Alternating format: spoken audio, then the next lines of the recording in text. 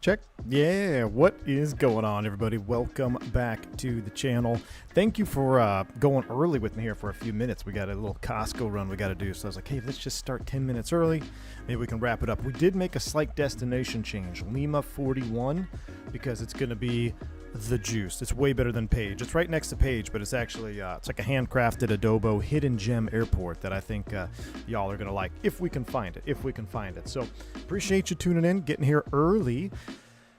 It is time. You have been asking A2A Comanche, A2A Comanche, A2A this. I'll be honest with you. The Comanche, albeit it's probably amazing, and I take your word for it, it's just not an airplane that I am particularly interested in. However, the Aerostar, I am definitely interested in. So this is an early access, pay-to-play, $50 early access build of the A2A Aerostar. I did pick it up. We're going to give it a test flight today. Spoiler alert, I am definitely spoiled by other GA aircraft of the current day. However, I do know that this is an early access module, and I feel like if we give it a full flight rundown here, maybe I'll have a better opinion on this airplane. So I only have done a couple test circuits and a couple test flights, just kind of get my bindings in, checking it out. But yes, Barry Seal, the Aerostar. I have a whole freaking Tour de Americas thing dedicated to Barry Seal. We're about a quarter of the way, a third of the way down there. We got to do some more Barry Seal ops anyway, but who knows? Maybe he'll pick up an Aerostar on the way back. I don't know. But either way, it is time to check this airplane out. A2A simulations, you know, if we were talking 2010, they were the GOAT of a GA aircraft. There's no question about it. Even some military aircraft, Texan. The A2A sim is well known for super high fidelity systems modeling, and I will agree, back in the day, they were the pinnacle when it came to GA aircraft. Now in 2025, I think we have some competition. I have my own preference on who I think is the king of GA. I think it's undisputed in my opinion. But if anybody was going to challenge the undisputed champion of the world, Black Square, especially with the Starship, it would be A2A Sim. So let's give it a shot. Let's see what they got. Remember, this is early access, so things are subject to change, and I hope we continue to see updates on this, because the aircraft itself, just being an Aerostar, I think would be super awesome to be flying around in the sim. So I really do hope this airplane gets polished up, and we'll get to see a final product soon. But here we go. River13, thanks for the 60-month support, man. I appreciate you. He says, got to step away for a few months for some adulting. We'll be back for the best streaming real life, allegedly. Hey, River13, take it easy, man. I hope you can get on track, whatever you need to take care of. But we look forward to seeing you when you return, man. Thank you so much for the support. Alexa Rastas, 50 months as a background lurker. Once again, ciao from Finland. How's it going, Alexa Rastas? Good to see you here. Sean says, A2A has always felt more alive. Why is that, Sean? I'm genuinely asking. I want for the hardcore A2A fans out there, I want you to tell me why you think the A2A feels more alive, why you think it's the best, because I'm genuinely curious. I have not flown A2A aircraft since, honestly, I think the last time I flew them was in FSX. I don't think maybe some P3, maybe I had something in P3D. No, I don't think so. I think I kind of stopped the GA stuff after FSX. So it's been a while, but I do know what they can bring to the table. So if you have a favorite thing or feature of A2A, let me know, and we'll take a look at it. So let's do our first little Barry Seal walk around here. So here is our bird. Let me make sure my sim sounds are up. They appear to be way down. Yeah, let's juice up the sim sounds. Black Square came out swinging and set a standard. I agree, Nabil. Zach says because the engines have a per cylinder simulation, every engine is unique. Really? Well, I mean, I like the sound of that. Let's check it out. A little low FPS animation there. I know it's early access. Here we got our door open. Now I did check this out. We'll come out here. We'll do a little pre-flight. Pop the oil. I wish I needed a step ladder here. Barry's not quite tall enough. Let's take a look at our oil temp. We are sitting on the ground in Casa Grande, CGZ. I can barely see the oil line there when the light's on it. There it is right there. We do have oil. We're sitting in the ground, Casa Grande, and we're headed up to close to Page. So we'll do a little pre-flight check here, and we're going to kind of go along this flight as if somebody just handed me the keys to the airplane, and we're going to, how do I remove the chalk? someone handed me keys to the airplane, and we got to plan a flight up there. Strictly VFR. We have no GPS on board as well. So we'll do a little walk around here. We'll test this out. Now, you can go ahead and check the fuel to the tabs. Yep, fuel's to the tabs. We'll go ahead and close that back on there. I do love that. I think it's neat being able to do this.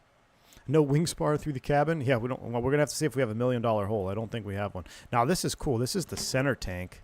I need to get into the POH. I'm not sure the fuel burning procedure. I'm not sure if the center tank is treated more as an aux tank than anything. Oh look, can you sump the fuel? What is this? Why do we have a fuel sump right here? What? That's a fuel sump. I don't know how to. What? Hey, you're not supposed to dump that on the ramp. It's against APA rules. So, yep, we have no water in the fuel. That's pretty cool. So we would check all the fuel sumps. Okay, I'm not going to lie. That's pretty cool. But, yeah, you're not supposed to dump the avgas on the fuel or on the ramp anymore. Back in my day, you could. Open up the aft cargo here. Nothing. No booger sugar. All right. This is just a standard transport flight. That's locked. One livery so far.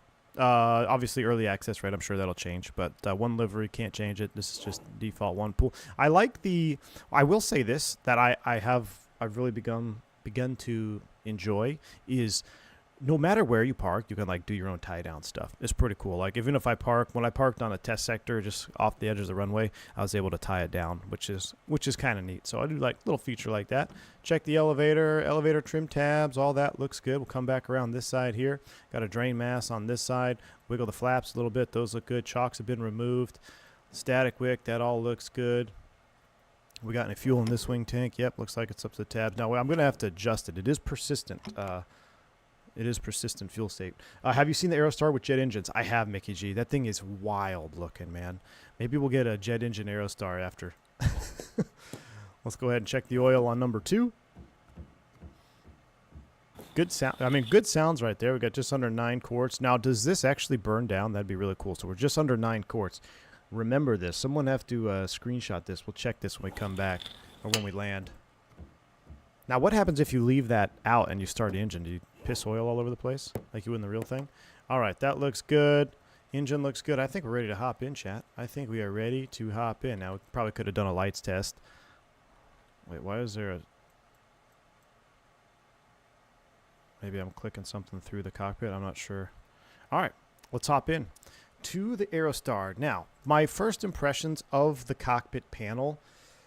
This is one of the turn-offs for me. Aerostar has been very consistent in what their panel looks like since 2010, and I kind of get the same vibe. The glass looks cloudy. It looks kind of 2D and flat.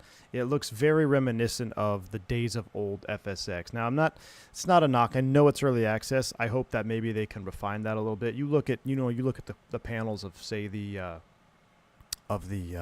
Duke, it's just so meticulously detailed and modeled that you get spoiled for sure. But that was my one initial, when I sat in this cockpit, I'm like, okay, I mean, if you flew FSX P3D, you know what I'm talking about, right? It's just kind of the same thing. They're not bad. It's not bad. I just, if anything, I think the worst part about it, honestly, it's just the glass. The glass looks cloudy, right? So if maybe we can clean up the glass, because the glass makes the panels look cloudy. But all right, we'll go ahead and hide the yoke for right now. Let's go ahead and close up the cockpit door. Oh, no, I didn't mean to do that. Let's do this. And how are we going to close? We'll do this up here. We'll get all latched in. Boom. We're locked and safe. Okay, so we're going to plan this flight straight up VFR. So the A2A manual right here is pretty cool. It's 95 degrees in the cabin. It's hot. We got checklists. We got all this stuff here. We'll look over that. Controls, fuel, and payload. This is what we're going to look at. So right now we have, we're going to take 2 passengers, and we'll take 2 pilots. So we'll seat 1 and 2. Does that count as pilots? Wait. Yeah, we'll do that.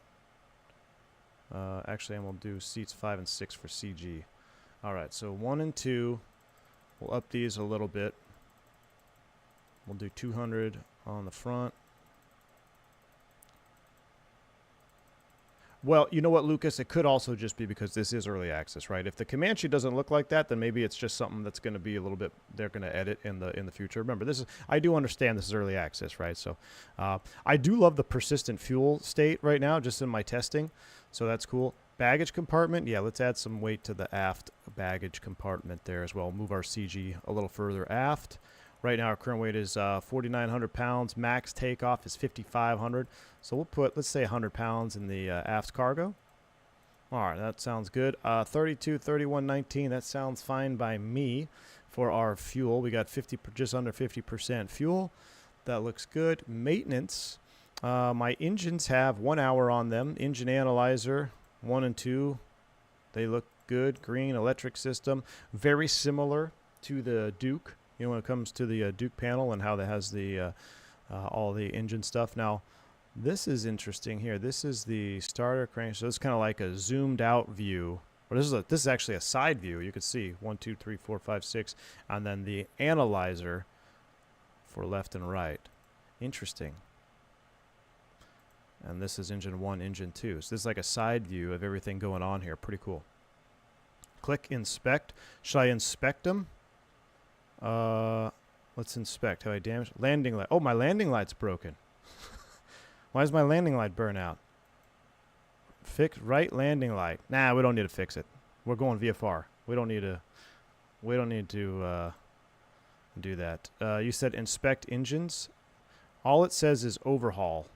So I don't think there's an inspection option. It just says overhaul. Right? Am I missing it? Overhaul. I don't want to overhaul them. Yeah, it doesn't allow for inspection. Overhaul all used or auction. So, no inspection, but on the airframe inspection, they look good. Sucks I missed FS Expo this year. I'm definitely going next year. All right, Drew Smith. Me too, man. I can't wait to meet you, dude. Should be awesome. Thanks for the 8 months of support. I'm already looking forward to next year's Expo. That is for sure. All right, fewer landing lights, less chance of DEA. That's very true. Won't be able to spot us. All right, let's do a little bit of flight planning, though. So real quick, while we're cooking here in the it's there. It's above the overhaul. Here's overhaul above the air haul under engines. Overhaul. Overhaul all. Oh, up here. My engines are fine, dude. What are you talking about? I'm a real pilot, dude. I don't need to inspect my engines. Get out of here. All right, engines inspected. You happy now? Let's go to the flight planner, and let's load this up. So we're going CGZ. Actually, and airway destination is going to be Lima 41, Marble Canyon. We're going to add a couple Enroute waypoints just to kind of give us an idea. We're going to go Phoenix, and then we're going to add a waypoint from Phoenix Flagstaff VOR, but we're not going to necessarily follow that. And then we're going to add the Page VOR, a couple of VORs in there, and I'll show you what we're doing. So what we are going to do for VFR, we're going to depart Casa Grande. We're going to make right traffic. We're going to join highway. Oh my gosh, I don't remember what highway this is. I used to drive down this highway quite a bit. I knew somebody in Casa Grande. So we're going to follow the highway up to Sky Harbor. We're going to go over the Phoenix Sky Harbor. We'll go over the east transition. So we'll cut across the east side of the runways. Once we hit the east side of the runways, we'll continue straight, and then we'll go over the, let's see, we got Camelback here, and then there's a couple other mountains. We're going to cross over those, and then we're going to fly up towards Deer Valley. We're going to go up the canyon. We're going to follow the highway up until it splits right here. Right here, we're going to see the fork in the highway. And then from the highway, we're going to branch off. We'll track towards Flagstaff VOR. And then from Flagstaff, we're going to track north. We'll actually just track, hopefully we'll be able to pick up Page. And then we're going right here, Marble Canyon Airport, Lima 41, just southwest of the Page VOR. So that is our route of flight. We aren't going to follow it necessarily to the T. Like I said, we're going straight VFR. Over Casa Grande, I'll never forget. I'll never get over Casa Grande. Tango Kilo, what's up, man? Good to see you, dude. I-10, thank you. Yeah, the I-10. All right, that is our route of flight. That's been planned. Let's go ahead and we'll close all that. Let's get this airplane booted up. So I guess I can give y'all the camera right now. We don't really, that's all we got rocking. There's no need to be in secret mode. So for engine starting, this is one thing that the checklist appears to be wrong, and I saw Kip on the ground was dealing with this too. You can't start it with idle cutoff mixture, even though it calls for engine start mixture idle cutoff. It will not start. You almost need 50% mixture to get the engines to start up, to light off. So I don't know if they just need to adjust the checklist. Maybe it's a Microsoft sim limitation or something, but here we go. So we'll get the battery switch on. We'll get the nav lights on. We'll get the beacon on. We'll get the fuel selectors on, 1 and 2. We'll go ahead and get fuel boost on. We'll go ahead and prime it. 1,000, 2, 1,000, 3, 1,000. Looking over here, seeing a little bit of fuel flow, and that should be good. So then we'll crack the throttles. We'll go fuel boost off 1, fuel boost off 2. Now you have to start with mixtures about 50% or they just will not turn over. So here we go. Right, left, both, start. Come on, baby. Maybe she even needs more. Watch this.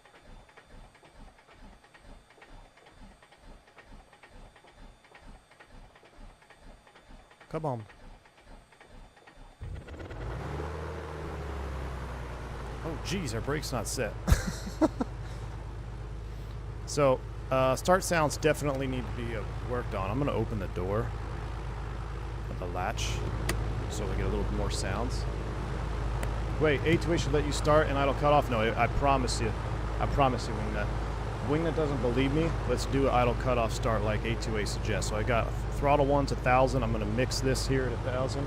I'm going to go idle cutoff, and we're going to sit here and burn the starter up just for Wingnut. You tell me when you want me to turn it off.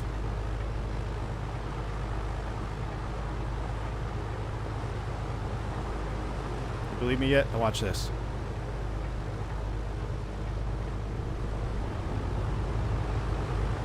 Yeah, so it's definitely not necessarily accurate.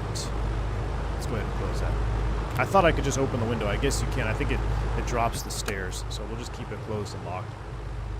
Yeah, I primed it. Yeah, it's been primed. So we got 2 good starts. Let's go left, right, alternator. And I'm going to go ahead and bring these back a little bit here while we're on the ground. We got both fuel boost pumps on. We'll get the auto trim on. Autopilot can stay off. Avionics master's coming on. We'll turn on our radios. Casa Grande needs a trigger warning? What do you mean, Casa Grande?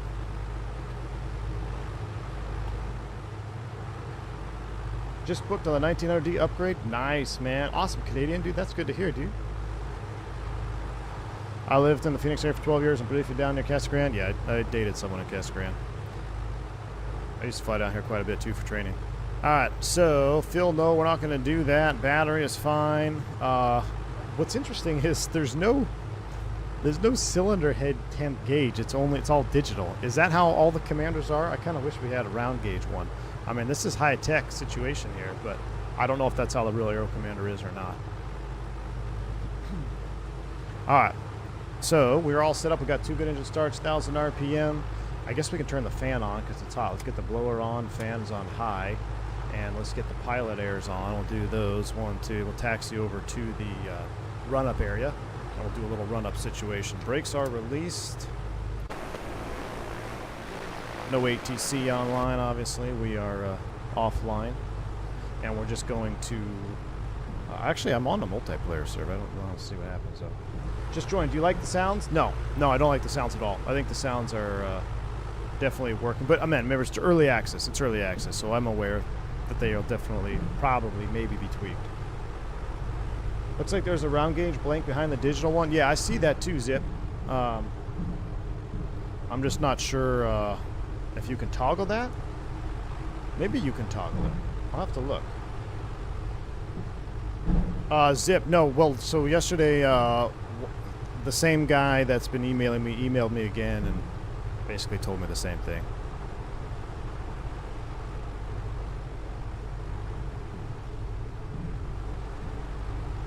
Alright, let's go ahead and pull up here. We'll hold short, and then we'll do a little run-up. Look at the cacti. Lots of cacti out there.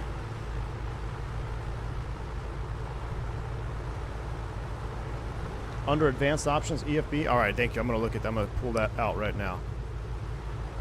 All right, we'll stop here. We'll set the brake, 1,000 RPM. And let me go under advanced options. Let me see if I can pull that out. All right, so home, no, flight info, aircraft, controls, advanced options. So we've got autopilot.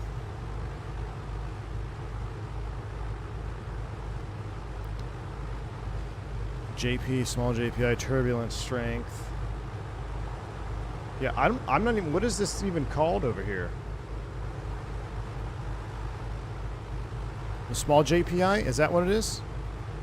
Ah. There we go. Thank you. Engine trend monitor. Yeah, there we go. Now that, I mean, hey, it's better than, I think this looks better than that one. So if you're okay with it, I'm going to rock with the small JPI instead of the screen there. If that's okay with y'all. Thank you for pointing that out. That is much cooler. So, all right, we're bringing our temps up. Gallons per hour. Let's go ahead and step through. Use gallons remaining. EGTs, cylinder head temps, 300. I think we need 300, right? Is that kind of where we're looking for? 300 on the cylinder head temps. Now flaps, I'm sure it's in the manual, but we're going to set just about 15 degrees. And when I flew Chieftains, they would tell us, because the flap was the same thing, you would displace the aileron, and then you would match the flap position with the aileron. That was if we were going to use takeoff flaps, that's how we would set the flaps. Now obviously from the cockpit view, you can't see your flap position in the Aero Commander, so I'm sure you could do flap 0 takeoff, or actually looks about 25 degrees, but I'm just saying, different airplane, different SOP. That's what we did. It was kind of cool because it was the same style of flap lever, right? You push it down, they deploy until you stop it. So displace the aileron down, match the flap position, and that was our flap setting for takeoff. Because we actually, on some of our aircraft, we didn't even have, no, we did have a flap position gauge. Yeah, we did have a flap position gauge, but it just said up or full. So you kind of just had and it kind of moved through here. So, Canadian says, I use about 5 seconds. That sounds about right, Canadian. I think, you do it over and over again. You'll get used to it. But, all right, so flaps are set according to my old school way of setting them. Probably incorrect. Let's do a little run up here. So we're going to go mixture full rich. Let's go ahead and run the engines up here. We'll go up about 1,500 RPM.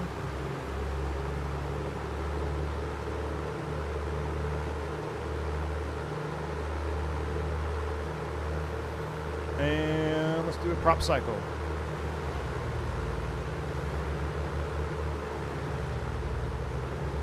It's super hot, so we'll only do 2. Gonna drop an RPM in both engines. Let's do our mag check. Left, left. Back to both. Looking at the drop in RPM, going right mag, back to both, back to both. Coming back down to 1,000 RPM. Looks pretty good. This is going to be an epic departure leg. Oh my gosh, yeah. No departure legs on this one. What we can tune, though, is the Fenix VOR. We're not going to track it right away, but Fenix VOR is 1156, and that's going to be roughly towards the north. Now, our DG is way off here. Look at this. We're going to slave. How do we slave that sucker to that? Because we need to be at 320.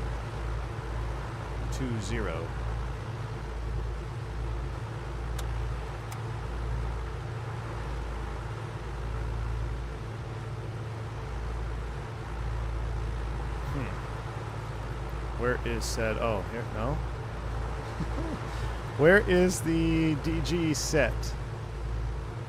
Well, that's peculiar. I haven't seen that since DCS. Well, while I'm looking at it, let's put the transponder on 1200. Now that is a peculiar situation. Normally there's like a DG left and right slave. Is it pull the heading boat? No, that moves this. That moves that.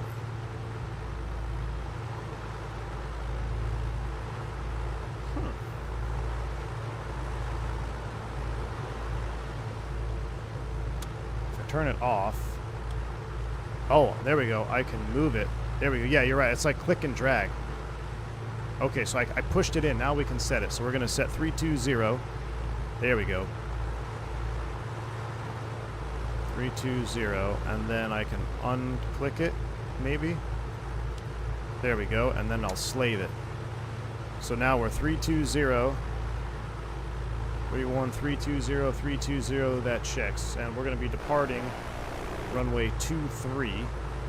So we'll spin our heading bug around to 23. Yeah, right click to pull heading bug. Yep. That's cool. That's really cool to see that. All right, 230. I know Fenix is going to be somewhere to the north. Let's just set our course. Well, let's be good pilots in case we have to come back around and do the runway here, 230 as well. We're going straight VFR. We'll do a Magic Barrel ref update. That looks good. We're squawking 1200 on altitude. And we could practice our radio calls to nobody.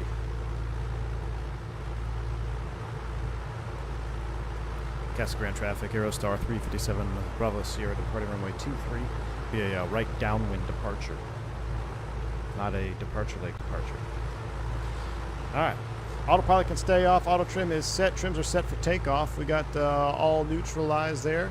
000 AP's off. Let's go ahead and turn the blower off for takeoff. We'll get fuel tank pumps on. Brakes released. Landing lights left and right. Cabin light can stay off. And strobe lights will come on. No prop heats required.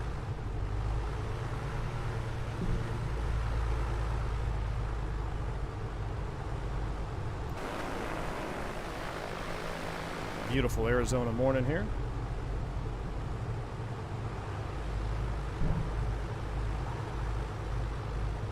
Boost pumps are on, Matthew.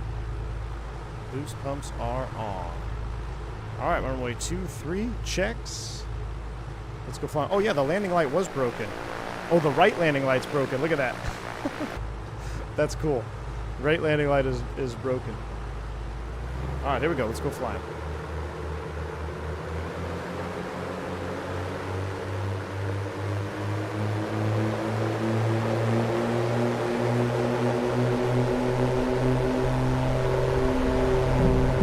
Power set. Here we go. Squirrely on the ground.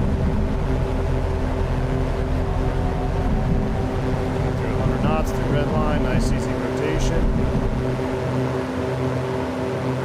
Pause the brake, gear up, fly with.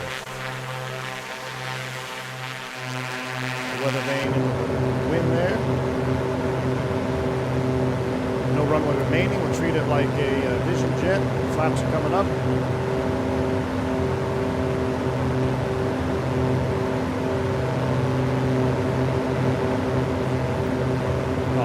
Feet will start the crosswind turn from the upwind leg. All right, I'm coming through 1,000. Let's go ahead and bring the prop back to 2,400.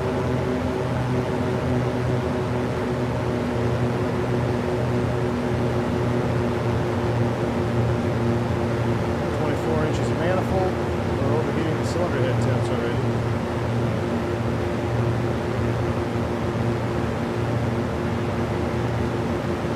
It's really loud. I know. I'm gonna turn the sim down. That's way loud. Cylinder's up to 403. What I find interesting, there's no cowl flaps on this. Oh, there's ANC in the tablet? Oh, dude, all right, I'll check that out here in a minute. I just turned the sim down. Let's get some airspeed going. Power's coming back. I mean, it's a super hot day, so. And you know what's also kind of interesting is the panel lighting. It's all the way up. So I think that might be a little bit bugged. Cylinder heads are coming down. Click the headphone jacks. Oh, nice, dude. Thank you. Very cool. So we got the headphone jacks on. We're at 3,000 feet. We're looking between 120 and 160. Our CHTs are coming down. They're over 400. Now, am I correct? There is no cowl flaps for this, right? I looked all over the cockpit for the cowl flaps. I didn't even see it in the checklist. So there's our highway right there, chat. So we're going to follow the I-10. Is it a sim bug or plane bug? I don't know, Vodka. I think it's both. think it's both. All right, number 1 is coming down, 403. Number 2 is still coming down. We're just doing a nice gentle climb out here, 500 feet per minute. Anywhere between 120 and 160 is the pitch trim for climb out. I will say my initial hand flying experience has been very good. You know, it flies very well. It respects the trim.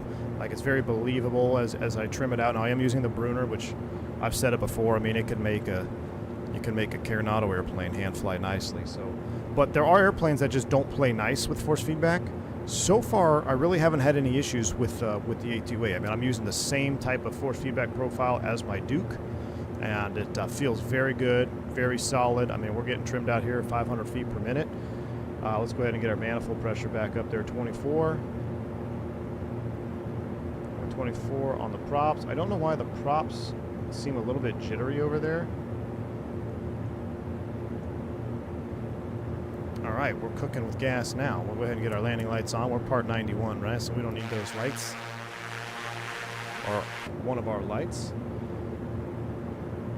We'll pull out the checklist here. Make sure I didn't miss anything. So let's go back to home, flight info, checklist. Before takeoff, boost pumps on for takeoff. So whoever told me to turn them off, you were incorrect. All this stuff is set. After takeoff, wheels are up, gear up, flaps will go to the neutral position. Looking good. Climb checklist, maximum climb 122, fuel pumps off at 10,000 AGL. 24 and 24 is what we're set. Trim for climb speed anywhere between 122 and 160. So that's what we're doing. Our after takeoff checklists are complete. We're doing about 125, 130 knots. We'll keep an eye on our road down there. Remember, this is going to be a straight VFR flight here. No cheating. There's the I-10. We're headed towards Phoenix Sky Harbor. We are receiving our nav1. You see our nav1 now. Our OBS is dialed up.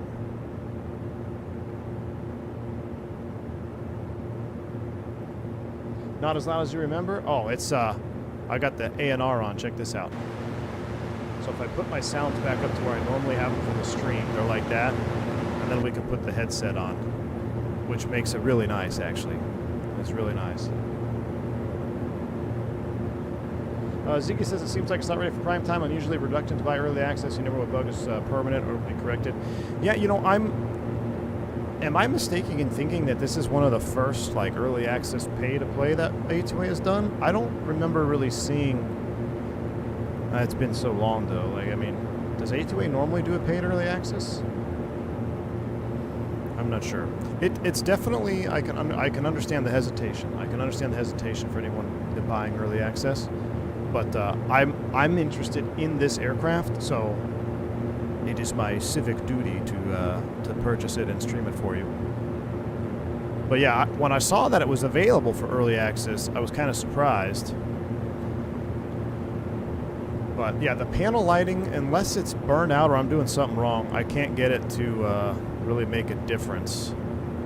So there, I've got them both turned completely off now. Instrument panel lighting really doesn't seem to make a difference. And we'll do VFR transition. We're technically going west, so we'll be even. So let's float everybody here in the cabin. Let's level off at 6,500 feet. Because we're going to do a VFR transition here at 6,500. I'm going to get it trimmed out. I was a little late on that, so. Leave our power as is for right now. Let's get back down here and get her in trim. 6,500, right about yonder. Now I wish, you know how I wish there was like an autopilot click spot up here, so you don't have to look down. I'm gonna turn the master autopilot on, then we're gonna come down here and we're gonna go autopilot on, altitude hold, heading mode. Let's see how it does here.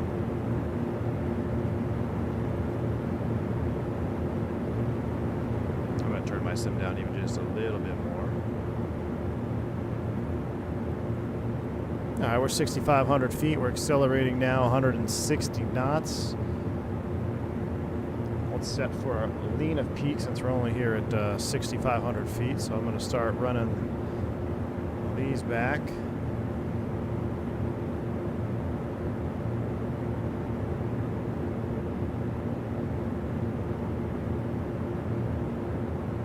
Nice and easy.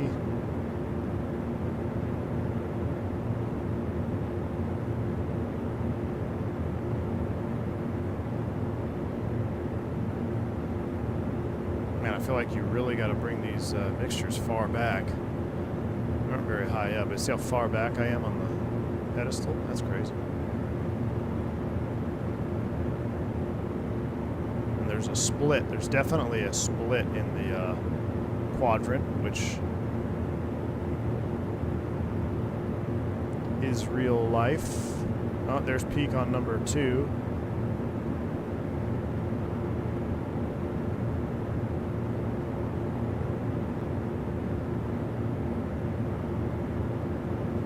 I'm doing 2 things at once here. I'm trying to enrich at number 2 and still lean number 1. There's peak on number 1. Alright, so now we'll run them up a little bit. We'll leave our power set for the transition here, right where we set it. It's fine. We'll sync up the manifolds. Should have done that first. Let's get a little more mixture in there. And now we're looking for Sky Harbor. So we're doing the VFR transition at Sky Harbor. Basically, we're going to follow this highway, and then we're going to go towards the threshold side. All right, number 1 and 2 are pretty much close to being leaned out for right now. 50-50 aside, looking good. We'll step back to normal. We'll just monitor EGTs. Looking good. Let's come to the right here. I know, I was afraid the engine was going to shut down. Man, this is a beautiful. I set the sim time back, so it's, what is it, 6:30 in the morning now here in Phoenix. Look at that. Is there a master panel lights button? Well, you can test the master panel lights right here. That's it. Oh, you mean like a master switch for this? That's a great question. I didn't see one. They're all, I mean, you got the cabin light switch down here, which those work. But unless there's a master cabin light somewhere else that I didn't see, I'm not quite sure. The sound is kind of mid. I agree. I am not impressed by the sounds. I'll be straight up honest with you. They're okay, but when you fly airplanes like the Duke, it's everything is going to pale in comparison. Let's be honest. Like the Duke is probably the best sounding piston turbine aircraft that we have in the sim. I mean, speaking specifically to the piston, like the starter strain changes depending on the load, depending on the temperature, hot start, cold start. Like, it's just, you have study level sounds. You know, when Boris Audio Works does your sound, you have study level sounds. That's just the easiest way to put it. So here we are. So it'd be like Sky Harbor Aerostar 357 6500 request east transition. Sky Harbor, or then be a Aerostar 357 Roger. Proceed east transition. Maintain 6500. Squawk 2210. Squawk 2210. Maintain 6500 east transition for Aerostar 357. So this is pretty cool. We're headed right towards the departure, and I'm actually a little bit too tight here, a little bit off. But this is a VFR transition that I did countless times when I was instructing down here in the Phoenix area, and it was always so cool to look down right over the top of Sky Harbor and see all the airplanes, see all the real airplanes. You know what I'm saying? All the jets down there and stuff. So it's cool to recreate this in the sim. Aviation Blaze, thanks for the 32-month support, man. Appreciate you. I think cabin lights can be controlled in the EFB. You know what? It all can be controlled in the EFB. I'll take one more look at it. Virtual Flight Diaries here as soon as we get over the transition. This sounds very similar to the Comanche. Same with the parking brake audio. I have a feeling they did an old copy-paste.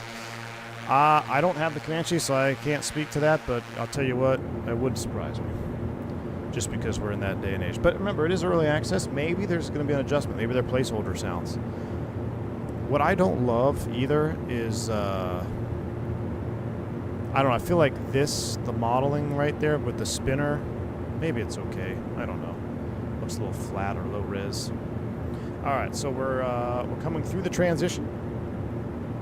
We'll head towards Piestewa Peak, VFR reporting point here. Squaw Peak. Wrong side. What's up, my man? Says when you have a quick sec, I have an operational question for you. Oh boy. Trying to avoid $3,500 noise abatement fine. Well, hopefully it wasn't me. It wasn't me, right? I haven't flown anywhere. Wingnut says A2A owned an Aerostar. I'd be surprised if the sounds weren't recorded from one.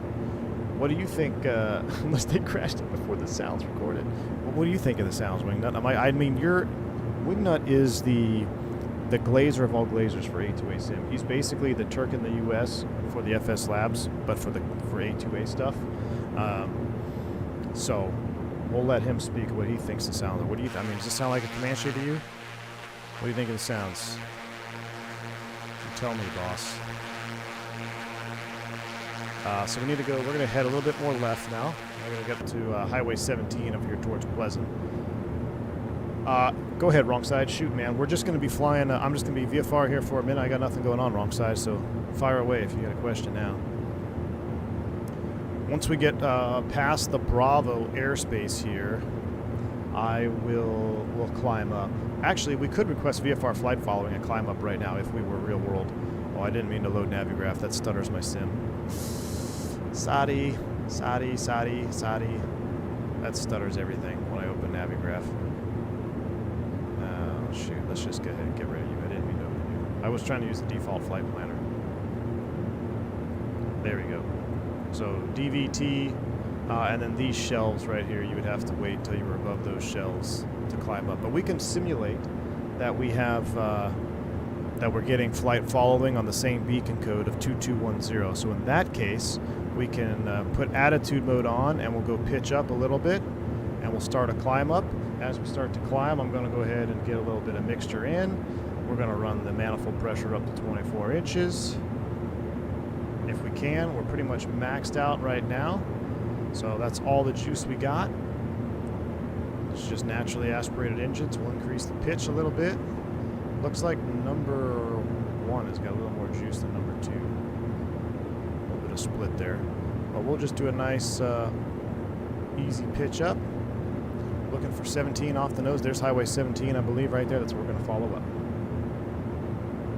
Wingnut says they're definitely not Boris level. You know what else isn't Boris level is the engine start sounds, too. Avapollo says, I'm saying fly the Duke south, do a couple flights in this, and then Starship back to the U.S. Maybe.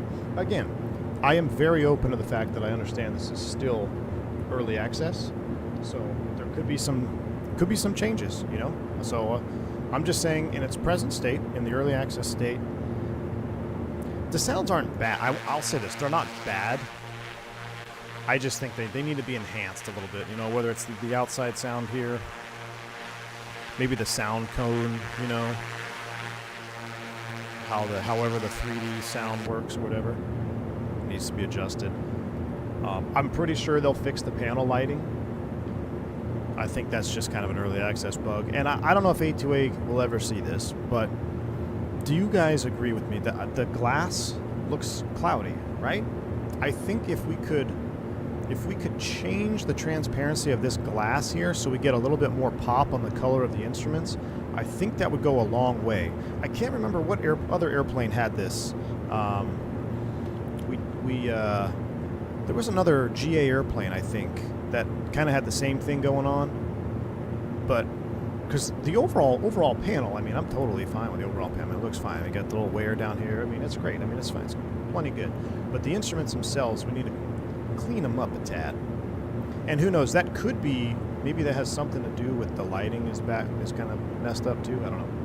It's FSX-esque, exactly. Kip on the ground. Good to see you, man. He says, I watched it. All right, Kip. What do we think now? Kip on the ground had never seen American Made. Never seen it. I said, you have to watch it before you come back or I'm going to ban you. He was up till 2 a.m. and I loved it. Beautiful. See? I mean, American Made is like the Dukes of movies. I've never had anybody get the Duke and come back and say the Duke sucks.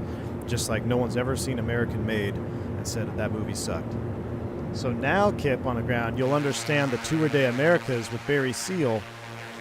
All right, now it's not putting 2 and 2 together now, right?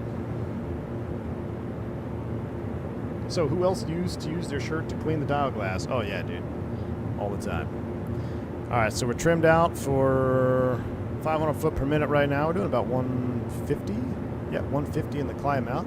We're going to go ahead and continue to climb up. Hopefully we can get up to about 12.5. We'll see.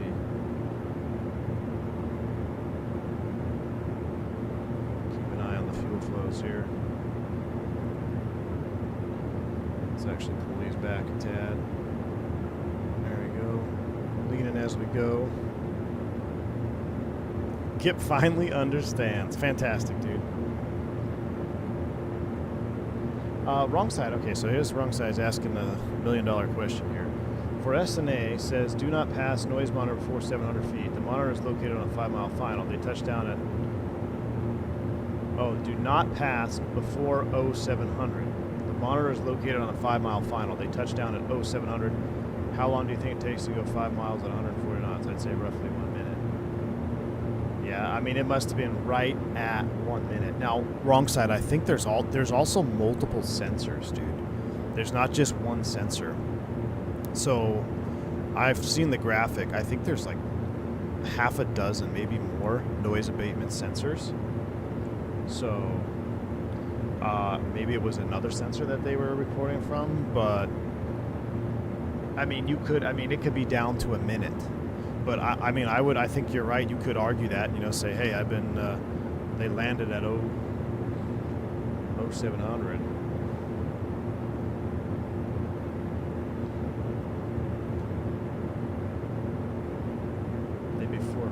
Well, if they touched down at 0700 wrong side, then they went past it before 0700. So if the ACAR shows on time at 0700, then they clearly went past it before 0700. They were like a few minutes or like a minute early. The FFB is wiggling. Yeah, that's just a vibration. That's just a vibration in the yoke. Now, when I hold the yoke, like if I was holding it, you wouldn't even see the vibration. But it's because I'm not holding the yoke, it looks a little bit more aggressive. But no, it's an awesome little feature, man. Yeah, I think maybe there is 12. Kip says it's a movie I could also watch over and over again, so appreciate the suggestion. Nice, dude. Yeah, man, it's one of my favorite movies of all time, dude. It's just from the comedy to the actors, actresses, and just the flying scenes. Like, I just love it, man. We may not be able to get up much higher. We'll go to 10.5. Let's see.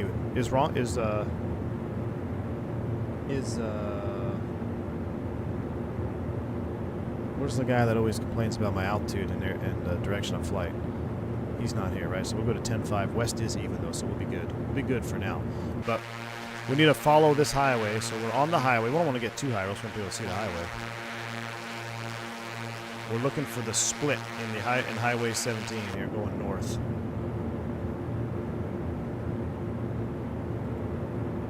If you haven't seen American Made, dude, you got to see it.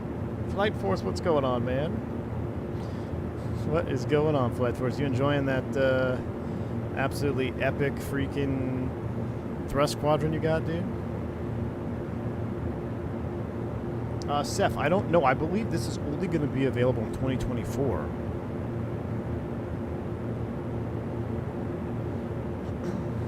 Wrong side says, yeah, we are just trying to find a way to fight it. It's so close, but I'm sure we can find a way to win this. Yeah. I mean, if it says 0700, I would say, look, the on time says 0700. We didn't land before 0700.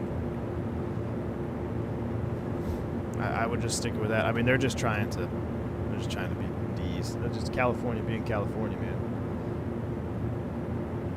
Lucas says, I just watched it last week. Then made my brother watch it and watched it again with him. Nice. Urtrasil, this is the Brunner force feedback yoke. It's fantastic, man.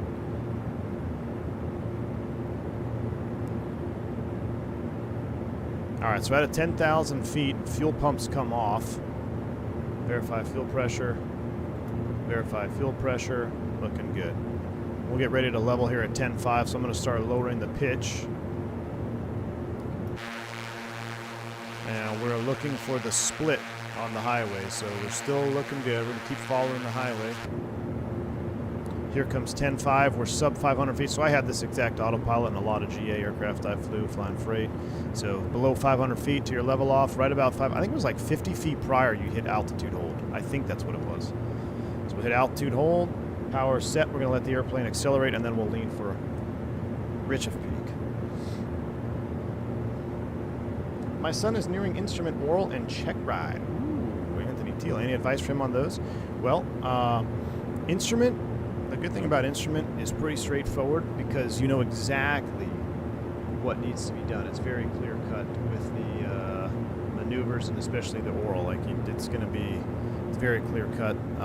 The maneuvers are, you know, it's not arbitrary. Well, you were 10 feet off or 50 feet off. It was, you know, you got to be on this approach, glide slope deviation, all that stuff. It's very, very good in terms of that aspect. So it's not a lot of guesswork when it comes to the IR initial. But I always tell everybody, man, when you're going through your check ride, especially instrument too, is if you see the airplane deviating and you know it's not doing something you want it to do, you need to get on it and fix it instantly. And it sounds so easy, but I've had numerous students that would just, you know, they know what's going on. They know the airplane is deviating from the lope or the slope or the final approach course, whatever it may be, yet they just watch it and they don't take action right away. So got to be on top of it.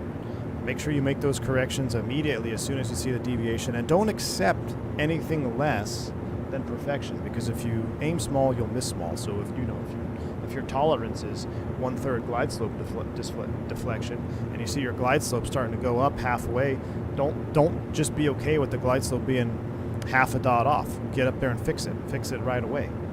So aim small, miss small when it comes to instrument approaches is my mentality. Wingnut says SNA sucks. I'd love for them to close that airport and let all those complainers drive 2 hours. LA when it's their turn. Oh yeah, I know, Wingnut. I know, dude. Problem is, I love that overnight, dude. Although I don't do overnights. I do love the SNA overnight. Alright, so I should have bound. I don't have a... Alright, so here we go. So here's our highway. We're going to have to kind of keep using cheat mode here. Keep flying over Highway 17. Alright, looks like we're stabilized. Let's go ahead and lean for... we're going to maintain 10.5. Let's go ahead and lean them out. Let's set our manifold pressures. Let's bring the left one back a tad.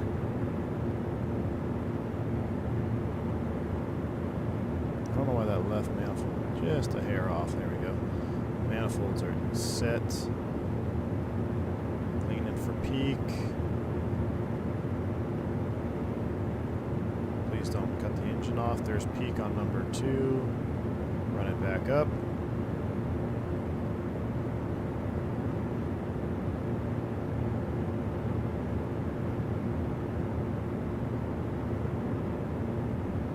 There's peak on number 1. Run it back up.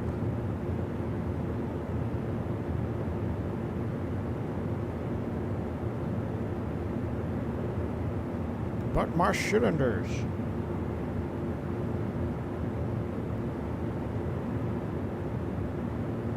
I'm pretty sure we should be at a positive value, right?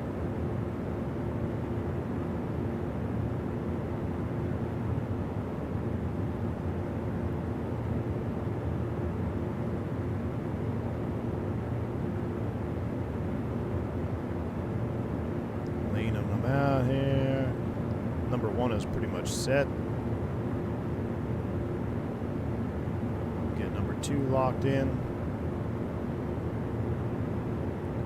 Any advice for commercial check ride? Mine's tomorrow morning.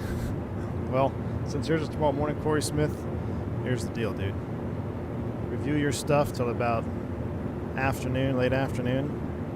And then after that, if you don't know it by then, you're not going to know it tomorrow. So relax, rest your brain, get something good to eat tonight, eat early, especially if you have an early check ride, eat early. And we have plenty of time to digest. And just relax, man. Commercial's fun, dude. Commercial's probably my favorite one.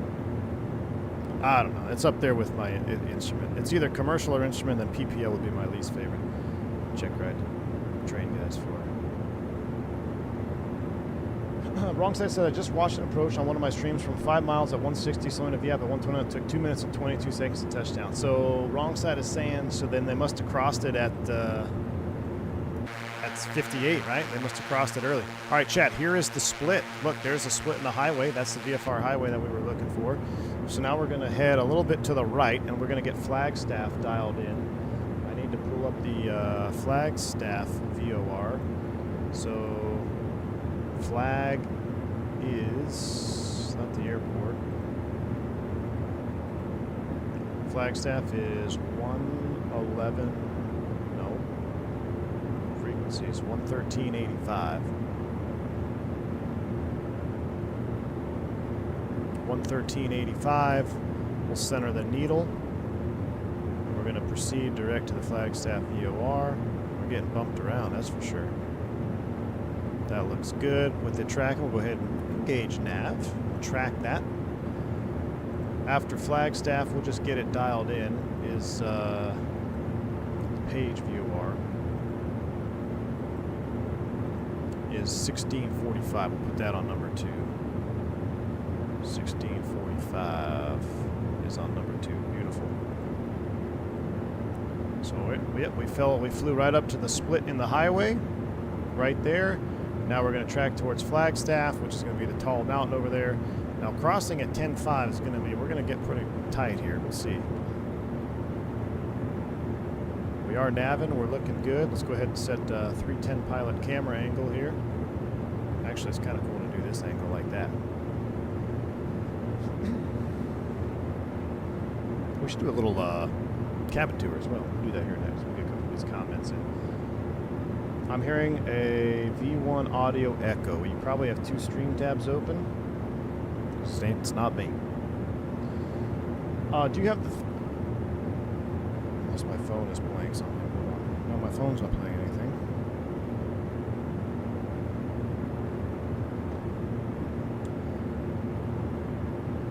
If you fly into them, game over. I'm flying to what? Mountains? V1, do you have the 350 by any build so you can do shorter 350 flight? I do have it. I was going to fly that actually today. Best check right ahead was my BE10 PIC PPC. That definitely sounds Canadian. So much fun. Localized approach with procedure turn and circling. That was fun. Yeah, man. Dude, you know what's crazy is my worst check ride that I ever did was my 99 checkout flight. My Beach 99 checkout flight, because I got lost on the... we were doing a partial panel VOR approach. I want to say it was a partial panel VOR, and the only way to identify the missed approach point was not the primary. It was a cross radial. It was not the DME. Because the DME was out. We were partial panel, so the only way to identify the final or the missed approach point, the only way to identify the missed approach point was the cross radial from a VOR that I didn't have tuned. And I realized that after I'd already been final approach fix inbound. So I'm looking at it, and I realized, shoot, I don't know where I'm at. I didn't know if I'd already passed the missed approach, because I mean, it's all under the hood too, under foggles. Like I was completely, like I got disoriented, so I'm like, shoot. So I played it cool, thinking that, oh, I'm gonna go missed, because I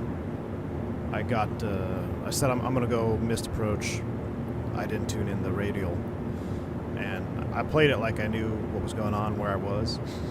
I think I got lucky, but I had not gone past the missed approach point yet. If I had flown past the actual missed, then I would have failed. So I went missed prior, and the examiner was like, that's fine, just come shoot it again. You know, the examiner's like, I'm making money. So shot the approach again just fine, and then the checkout was fine. But also my oral on the Beechcraft stuff, I guess I just studied all the wrong things. That's before I really knew what gouges were. I was like, oh, I'm just going to study everything that I know. Yeah, that wasn't good. But yeah, I almost failed the oral portion of that. What's funny, though, is the guy that did the oral check ride for me, he's now a junior to me at my airline. So I'm now senior to him. Barry Seal EFB app that generates no-fly DEA areas along your planned route. If you fly no game, got it. Now that would be sweet, Kip. Yes, dude, that would be sweet.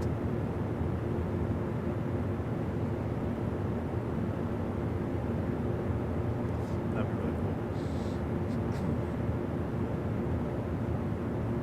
All right, let's do a little cabin tour here.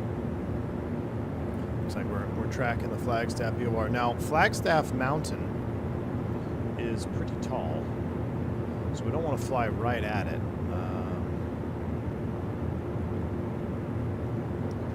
We're probably going to go a little bit to the left of it. What is the, let's go back before we do a cabin tour. Is there like a perf table here? So right now we're doing 15, 10 miles, 2984, we're looking good. It's actually kind of cool in the cabin. That's all right. Up to 24, slowly lean until peaks. Hey, wait, where's Wingnut? Wingnut, are you still here? I want you to read this with me, Wingnut. Slowly lean until EGT peaks. Normal. Enrich until 50° Fahrenheit drop of peak EGT. Fascinating. That's the normal. Best power. Enrich until 100° F drop. Interesting. Someone has to show that to Wingnut. Alright, fuel and payload. I just was like, is there like a... Let's look at the engine analyzer. So everything's running fine. I mean, cylinders look good. Magnetos are spinning. I mean, this is very similar to the Duke EFB. Electrical system. There's the alternator spinning. Batteries are charged. Oh, it's probably in the manual. You're right. Good to run. Yeah, they're probably in the manual. I just wasn't sure if there was a quick one here. PA60 Aerostar. Spark plug's massive. I wonder what the difference is. Fine wire or massive? I'd have to look at the manual. Back to the airframe. Alright. So everything's looking good. See the wind moving around. Very cool. No manual page from here. Fine wire is prone to lead fouling. Oh, really? So, well, someone says prone to lead, and Zach says it's more resistant to fouling. I would think fine wire is more prone, or is less prone. No. I would think fine wire is more prone to fouling. I gotta run. Lots of throttles to make today. Have a good flight. Blackbird. Awesome, man. We'll take it easy, bud. We're still waiting for that King Air throttle quadrant, Blackbird. We're still waiting on it. Failures, I don't know what type of failures it has. If you have, like, I don't know if there is a, hold on, I do have that. Where did I see that? Right here, wear rate and failure rate. My failure rate is norm. My wear rate is 5x. It's all right here. My wear rate is 5x. Maybe I should put failure rate on 5, but I just kind of wanted to fly it like this. Now, we're going to be a little bit tight here at 10.5, I think, going over the mountains. Now, Sedona, oh, yeah, we just passed Sedona, actually. Sedona's going to be off our left. Nope, it's off our right. Look at that. Oh, man, a beautiful morning. It's kind of hazy, though. You can't really see all the mountains. There's Sedona Airport right there. Hold on.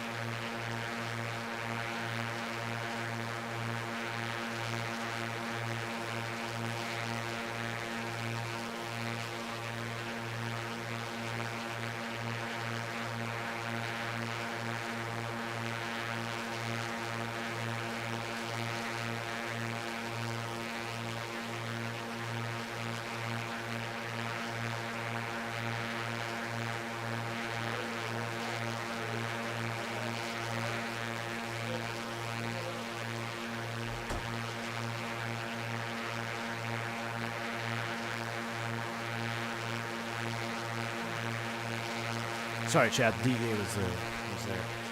No, it's it's a FedEx dropping something off the HQ for somebody.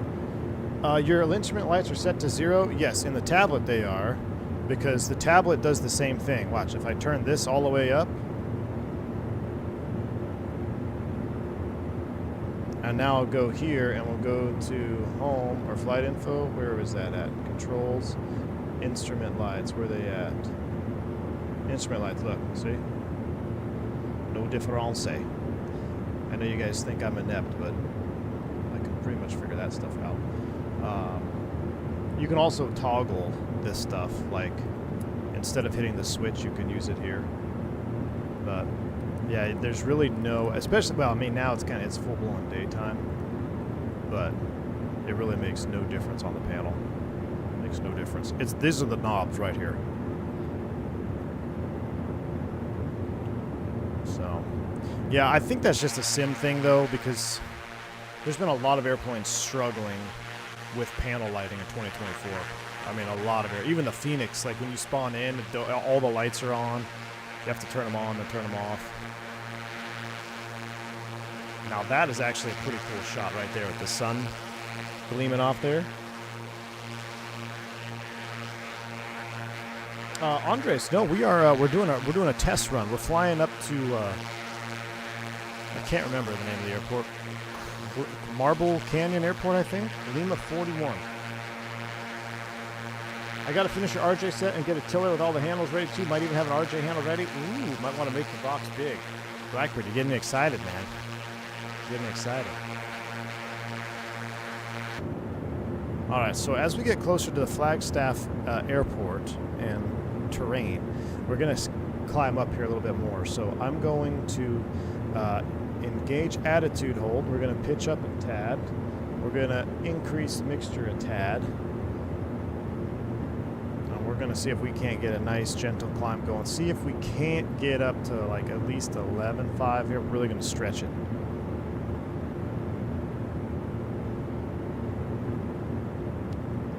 Let's see if we can't stretch it here a little bit. Don't want to trade off too much speed. We can go all the way down to 122 if we need to, but we'll try to not go below 140. I say a nice 500 foot per minute climb here. Maybe we'll just call it 11.5 since technically we'll be slightly eastbound now. Blackbird Controls dropping the 10 gifted subs. My man, Blackbird Controls, thank you so much for the support. Waiting on the King Air Quadrant, Blackbird. Thank you so much for the gifted subs. If you pick up a membership from Blackbird, make sure you do shout them out, say thank you. And make sure to always check out Blackbird Controls' website for the best Honeycomb Bravo mods available. Also, his first standalone product is a tiller. Tiller review when? Hey, as soon as I get my hands on one, man. He dropped them when I was at Expo, so I got to put my order in. I will have to check it out. I'll have to do a review and comparison. The Cat 3 and the Blackbird Controls. So, I do like the modularity aspect of the tiller. What was that? It's shaking. Oh, it's my phone vibrating. Stand by.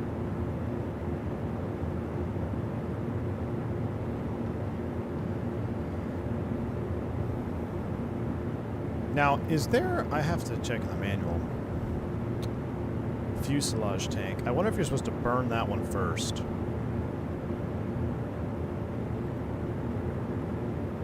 Not quite sure. Let's see, we're on a heading. If I flip nav 2 on, well, it defaults to heading mode. Nav 2 is also being picked up. Do we have DME in this fancy situation here? We do. Now, does it tell me Collins DME?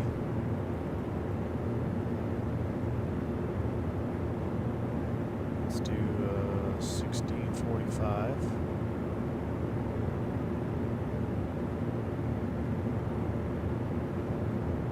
Picking up nav 2. Alright, so Hey, what was it? What was Flagstaff?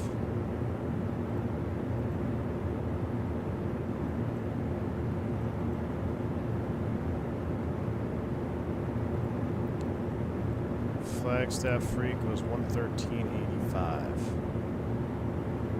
I want to see. So the DME is linked only to nav 1, it would appear.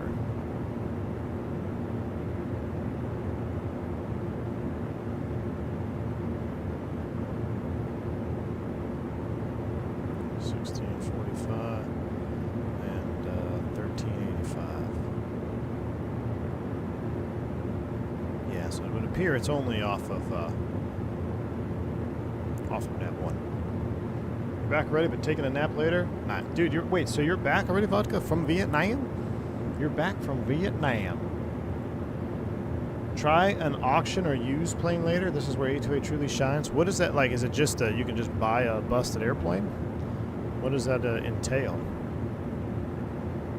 As soon as we get up here, we're going to go at 11.5. A couple hundred feet here, we'll lock it in. You were on the ground for 30 hours? Dude, that's nuts. That's a quick turnaround. Should have gone to Expo instead, man. Is that the research facility in Flagstaff? I think it is. No, it's not. It's a little lake. Look at these little ponds down there. It's pretty cool. NAU represent.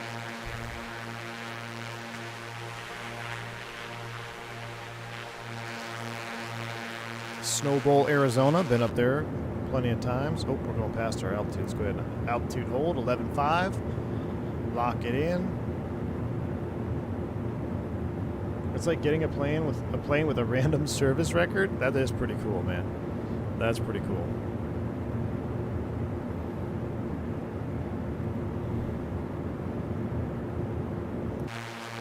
All right, so now we are just passing over Flagstaff. We'll just kind of maintain this heading for now. We'll take a look at our approximate heading on SkyVector. Yeah, I bet that plane. I mean, yeah, you know what does? It's probably going to get it hot too. Is look at. I mean, look at the freaking. You're in a fish tank up here, man. You're in a fish tank right now. OAT is 10C, which is not bad. Huge windows, good visibility, man. The visibility way better than the Duke. All right, we're cruising here. I'm just gonna go ahead and lean it back just a hair about where it was. We're flying GA today. What's up, James? Yeah, man. We are GA flying, my man. GA flying. All right, let's take a look at the cabin here. Well, we're not going to hit anything. We'll just maintain this heading here. All right, so this current configuration, we've got 4 passenger seats, a co-pilot seat. Pretty standard cabin, nothing too fancy, which, you know, is fine. I do believe I saw something where it said, oh, that's cool. So the cabin lights won't turn on unless you have the master cabin light switch on, right? So if I turn the master cabin light switch on, now the packs can turn their lights on. Yeah, that is nifty, pretty cool. But yeah, I'm looking for the $1 million hole option and the cargo outfit, which I think I saw a post where they said they might do that. So at least they're aware of Barry and his legendary Aerostar shenanigans. There is Snowbowl off the left-hand side. My kids would destroy those white seats? Yeah. What's the A2A like? I thought it was dead to me yesterday. Eastern T3. I wanted to give it a fair shake. I'm not going to say it's dead to me because I do like the Aerostar. I think it's a fun airplane to have, and it's still early access. But this is what I'm trying to figure out. You know, everyone comes in here and they say, oh, the A2A Comanche is the best thing since sliced bread. Aerostar is the best GA airplane out there. And I'm like, well, it's good, but in the likes of the Duke, I just don't know how anything could be better. I don't know how anything could dethrone the Duke. You have the same systems depth that you got in the A2A. I mean, you got all of the same kind of deal with the with this thing here, right? With the, where was it? Flight info, controls, maintenance, engines, right? The engine analyst, same exact thing. I think that I mean, they're all very, very similar. one's showing that. I mean, the only thing different is this shows the alternators providing power, and the other one shows the electrical schematics. Same type of engine wear, oil wear, all that stuff, spark plug fouling and wear, that's all the same.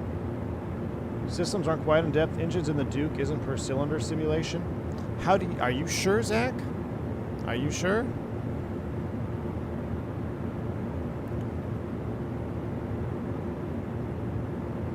Because it looks pretty similar to me.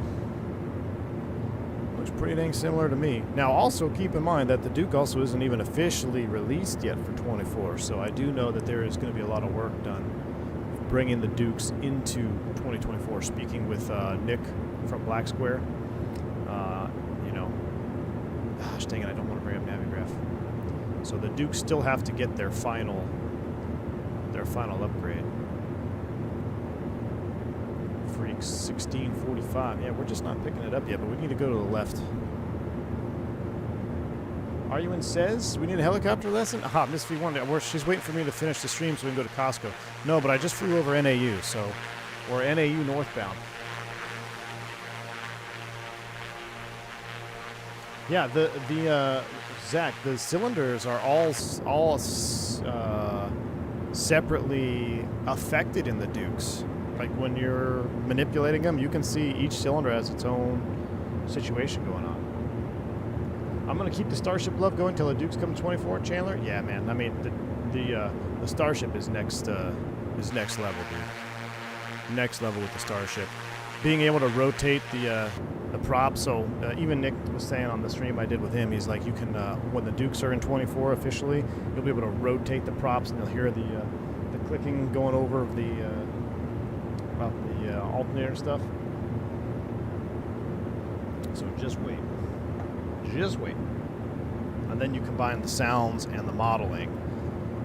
Blows it out of the water. Now, as far as hand flying goes, hand flying has been very enjoyable, both with this aircraft, and obviously, you know, I love the way the Dukes hand fly. But hand flying this airplane was very, very enjoyable.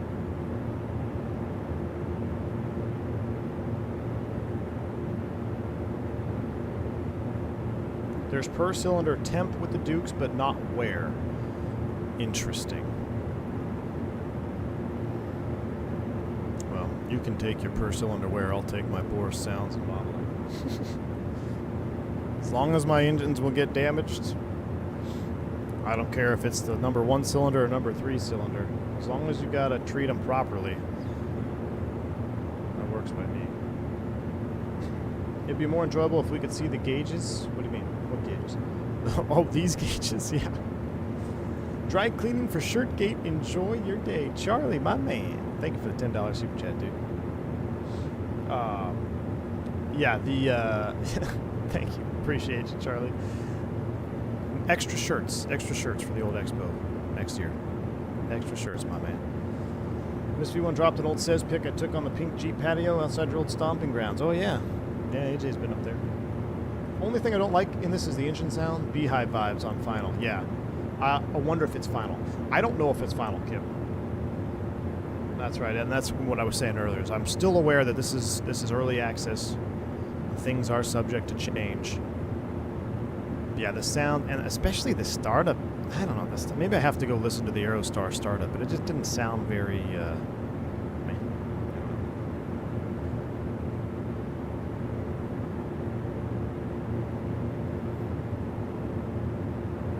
I wonder how this thing handles an ice. Probably pretty terrible, right? Since there's no anti-ice or de-icing on this sucker. This is a no icing airplane right here. How did I like the expo? Oh, the build, dude. Oh, you went on the stream yesterday? Dude, it was epic, dude. I had so much fun, man. It was a whirlwind for me. It was, because I got in late. So I got in late, everything kind of got all jacked up, but it was fantastic, man. Now, I don't like the fact that we are not picking up page VOR yet. So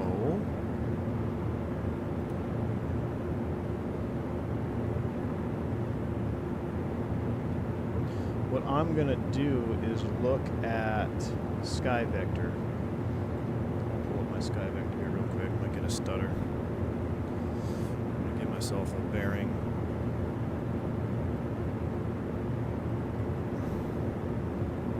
Basically, from the Flagstaff VOR to Marble Canyon, we should try to track the 347. So let's dial in the 347, which is 33, 34, 35, 36, 37. Let's come left, get a little intercept on that. We'll track that.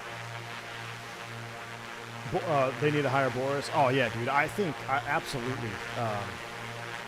If A2A hired Boris to do the sounds add so much. They add so much immersion to the simulation. They really, really do. At least in my opinion. Because like, unless you're in a VR motion rig, there's only so many things we can simulate to. There's only so many things we can simulate to kind of get us immersed, right? And I think sounds play a huge role in that. I think they play a huge, huge role. Only thing I don't like... Oh, I already read that one. Mr. Randazzle's here. Hey, how's it going, man? Pleasure meeting you at the expo. He says, so we met at expo and I didn't realize you were you until after you had walked off. I apologize for that. Oh, no worries, man. Met about... I thought you were you. I mean, you were talking about the 7.4s. I was excited about that. Met about 2,800 people in rapid succession and missed a few important names like yours. Well, I am very humbled that you would even remotely consider my name important. So that's very humbling, sir. I appreciate you. But yeah, I do know you were busy. I could only imagine. I saw the line. There was a lot of people getting in line to talk to PMDG. But yeah, maybe it's good that you didn't recognize me because I was definitely a little bit gun shy after crashing an MD-80. And of course, one of the streams that you happen to be witnessing end up balling up an MD-80 in the mountains of South America. So that always doesn't look good on the resume. But a pleasure to meet you. It was awesome, man. And those 7.4 screenshots looked amazing. JS41 for 2024 win. Yeah, Jetstream win. PMDG's working on so much stuff, and we're like, oh, Jetstream. It's like, well, we're bringing out a 7.4. Yeah, but Jetstream. Yeah, the Brunner screwed us. I know. So right after that stream, we crashed the MD-80. Brunner came out with an update for autopilot disconnect not functioning properly.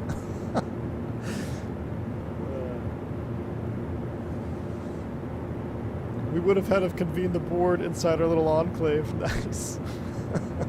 Awesome, man. Yeah, that was a great expo. I mean, that was my first one, and it was so much fun to put faces to names and meet people that have been talking in the chat and just watching streams. It's really cool. Really cool experience. Thomas Ray, what's up, man? Said it would be fun to have an IRL stream of Robert Randazzle and Vivo implying the PMDG company chat. Oh, now that would be something. You know what? We did. So, I don't know. Maybe when the 7.4 drops, maybe Mr. PMDG could do a little dual cockpit with the 7.4. That would be absolutely epic. That would be epic. All right, you can see our nav course is coming alive here. I am still concerned that we're not getting nav 2. I wonder if page is just not functional. I'll be your flight engineer. That would be fantastic, man. I'd be honored. I would be absolutely honored. You heard it here first, chat. Mr. Randazzo is going to be a flight engineer. PMDG 747 inauguration flight.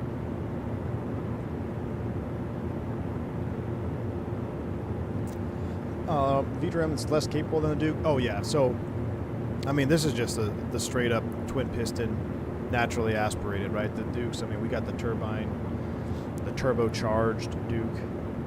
Right, this one isn't even turbocharged, so definitely a little less capable in those terms. Probably only a 30-mile course on the Azobo. Well, let's see here. I'm looking. I got to pull up my Sky Vector to see. So Sky Vector puts us 100 miles from Flagstaff. So we're 55 miles right now from our destination. So you might be right, Vodka. We might, once we get a little bit closer, we'll just keep tracking this radial And once we get her locked in, we'll keep an eye on the DME. And then I got to go to Costco. Miss V1, are you still here? I got to text my wife. Hold on.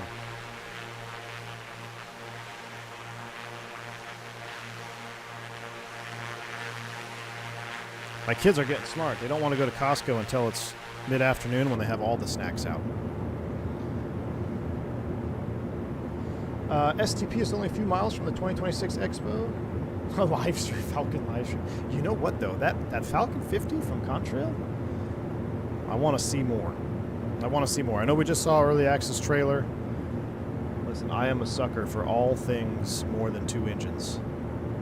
I try to convince my old boss that instead of the Citation Bravo, they need to get a Falcon 50, and then they were looking at the cost of operation. We're like, yeah, nope. Like, what if we just idle number 2 the whole time? Now they're flying a 2000? No. Whatever the new Falcon is that's a twin engine. I always forget the numbers on it because it changed. Yeah, I do like the glow on the radio on the Collins here. The MEA in your area is like 15.5. Joe Plains. What are you, the FAA, man? Don't you have some check ride to be studying for? Get out of here. We're also VFR, Joe Plains.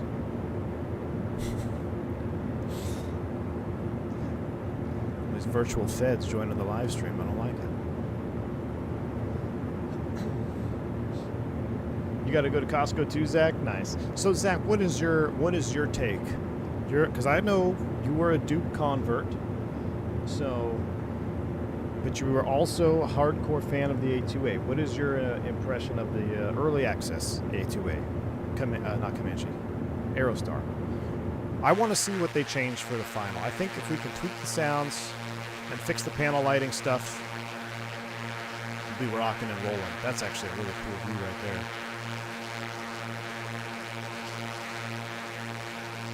VFR with imaginary flight following.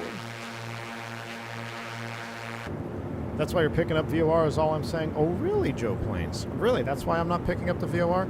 Joe Plains, I would like you, since you're studying for your check ride, this would be a good quiz for you. We are currently 47 miles away from the Page VOR. Why don't you look up the Page VOR? Let me know what service volume it is and the range that the service volume of said VOR is supposed to be transmitting. You let me know if it's an Azobo problem or an altitude problem. Because I'm actually curious, because I'm pretty sure it's an Azobo problem. Falcon 50, time to recreate our president's flights. You know what else I saw? The F100, we talked about that briefly. The F100, man, seeing that in the sim, glass panel. Can't wait. So many good airplanes coming out. So many good airplanes.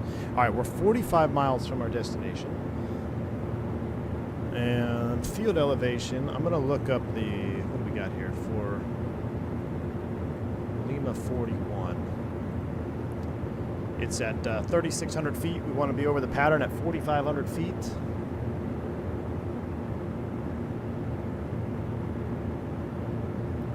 Page is a low altitude VOR.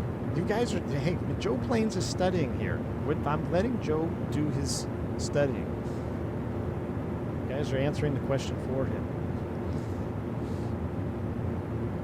It is a low altitude VOR? Well, I'm hosed.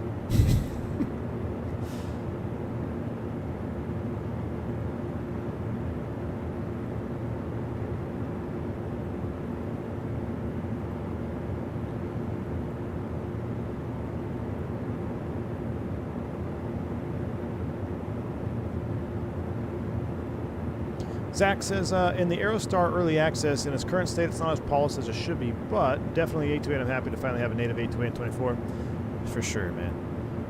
I want to see, I would love to just see a little bit of polishing, and I think you're right. I think it's going to be great. I really do. It's not that it's not great. Just those little things, you know. The panel, I think almost more the panel than the sounds kind of bother me. The more I sit here and do this flight, the more I look at this panel, the more I'm turned off, and really it's the glass. You know, if I try to hack the view here, if we could clear this glass up, looking pretty good. So now we're 40 miles out.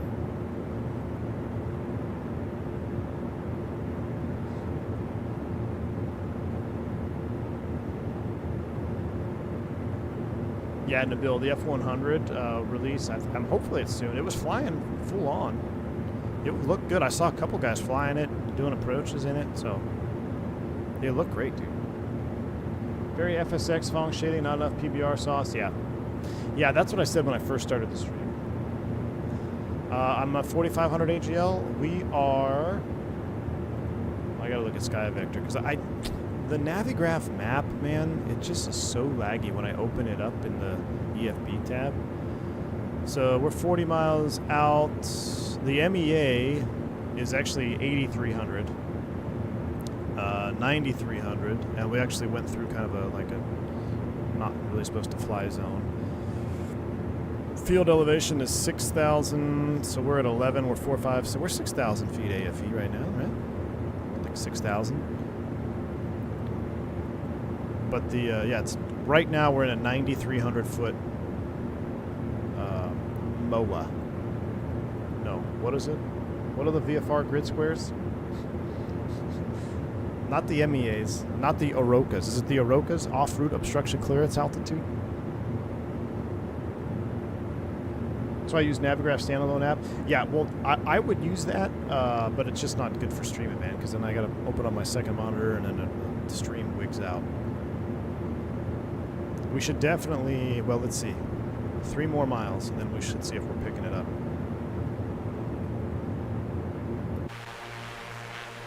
Pretty cool looking canyon,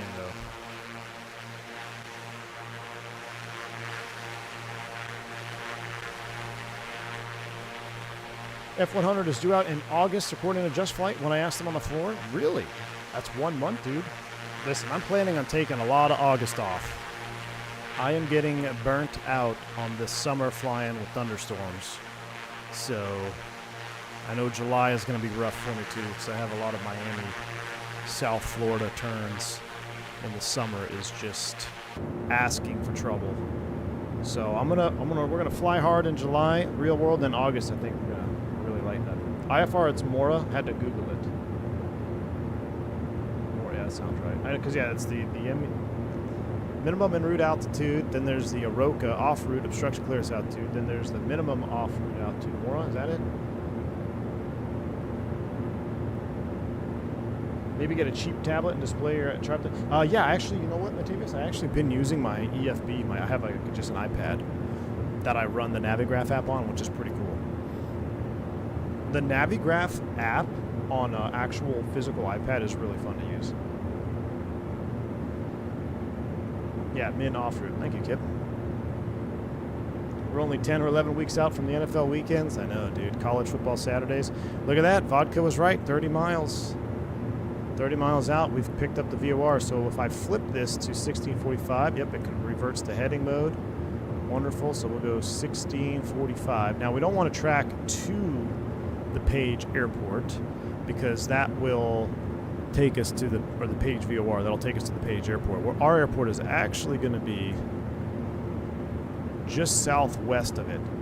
So if I look on Sky Vector, we want to be on the 220 at 12 miles, which is going to be 040 radial at 12 miles will be the field, essentially. Hopefully we'll see it. So I'm going to set this 040 and let's start thinking about trickling down. What do you say? We're 11.5, 30 miles out. Yeah, we got a little ways to go. We'll go a little bit further. We're going about 20 miles. 14 weeks out from making fun of them boys. Oh my gosh. BFU or football start first, gray shirt. Man. I still, you know what? I have faith. I haven't lost faith in Fenix. I think the BFU is going to happen. It's going to happen real soon. That would be my assumption. I was supposed to start a 3-day trip tomorrow. So, gray shirt, this is my logic. I was supposed to start a 3-day trip tomorrow. I dropped it. So if anything serves me right, if my memory serves me right, they typically like to release stuff when I go to work. So we'll see.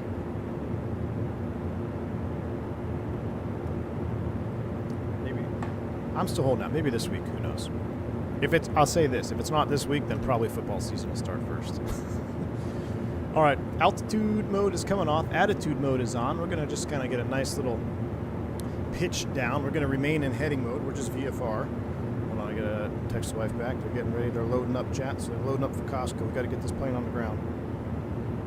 What's the field elevation at Lima 41? Anybody remember? I think it's, we said 3,500 feet, right? So 4,500 foot pattern altitude. 7,000 feet to lose, 21 miles. We're 27.6, but actually we're closer than that. Down we go. We'll leave the power in a little bit. Come back a few inches. Do the enriching of the mixture. And let's keep an eye out for the field. It should be, so Page is actually out here. This is Page. I can almost make out Page Airport.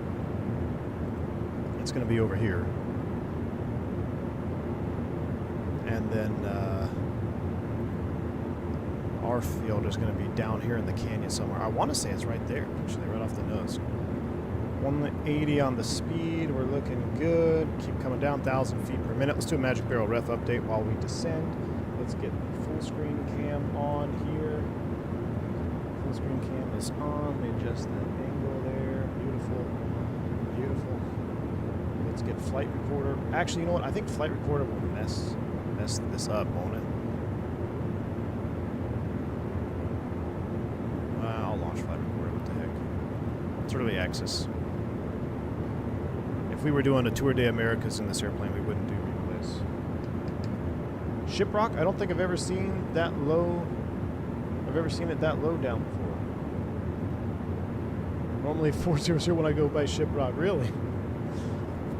400 plus in the Falcon 50, huh? Love it, man. I love it.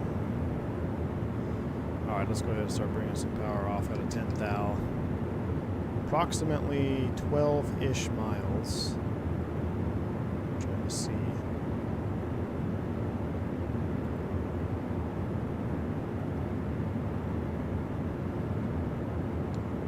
Let me go to Lima 41. The runways are 21 and 03. Probably land on 03, which that looks good. We basically have 03 set up here.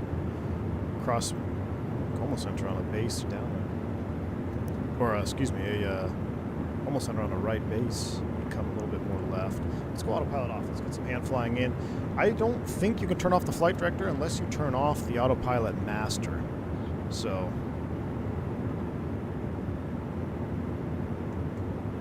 down we go. Keep enriching the mixture. Out of 10,000 feet, boost pumps are coming on. 2,000 foot a minute, it's a little aggressive. Now, if we get too low, if we get below this ridge, we may actually lose the VOR. So we're still looking for the field. Is that it, or is that a road? That might be a road.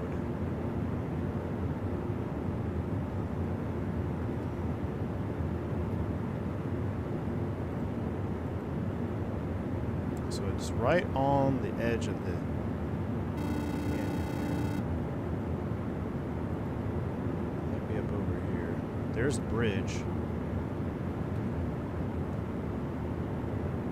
Delta Fan, my man, thank you for the $10 super chat. I appreciate you, sir. Says, just got my Moza AB9 and flying the Fenix is now a game changer. Thank you for making the community aware of the nice edition.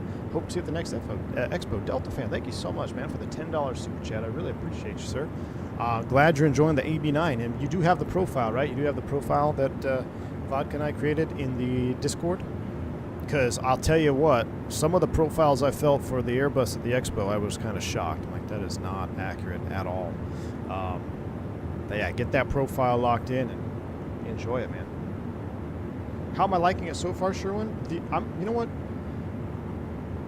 It's not bad, dude.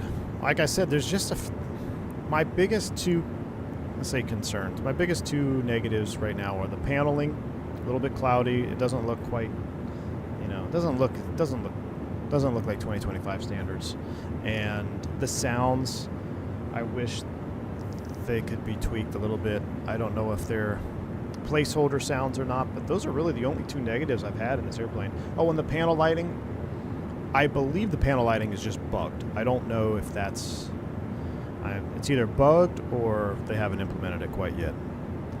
Other than that, though, flying's been great. I mean, it hand flies. I mean, a hand flies awesome. I even told you when we were on the departure.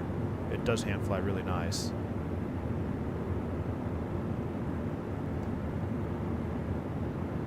Okay, what I was looking at was not the airport. So, chat, it's actually right there. That's the runway right there. Oh, hey, where's Fly Navy at? We're going to enter upwind. We're going to enter upwind for 03. There's the runway. Wow.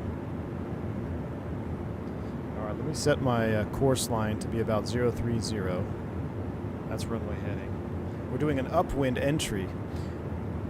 Wait, if PNDG is still here, Mr. Rendazzo, have you heard of the upwind leg in lieu of departure leg now? So apparently in the traffic pattern, it's called the departure leg instead of upwind leg, and the upwind leg is opposite the direction of the traffic pattern on the other side of the field. I don't know. We've been going back and forth in the Discord about this. So we basically just went upwind leg. We're going to join crosswind to downwind. Oh my gosh. We've been going back and forth this departure leg nonsense. I think departure leg should be used if you're leaving the pattern. But other than that, I've always called it upwind leg, and I refuse to believe anything else. John, upwind is... Well, that's what they're saying in the Discord. But if you look at the FAA advisory circular, it says the upwind leg is commonly used after doing touch and goes or during touch and goes. And the departure leg is used when departing the area. Right? So it's a twofold argument. So not only do we have... Wow, look at the freaking rocks. Look amazing.